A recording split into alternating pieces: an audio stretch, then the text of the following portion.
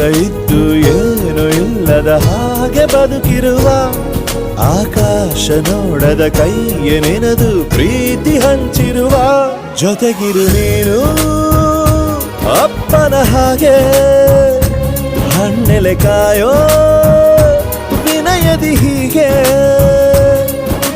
ನಿನ್ನನು ಪಡೆದ ನಾವು ಪುನೀತ ಬಾಳು ನಗು ನಗುತ್ತಾ ಬೊಂಬೆ ಹೇಳುತ್ತೈತೆ ಮತ್ತೆ ಹೇಳುತ್ತೈತೆ ನೀನೇ ರಾಜಕುಮಾರ.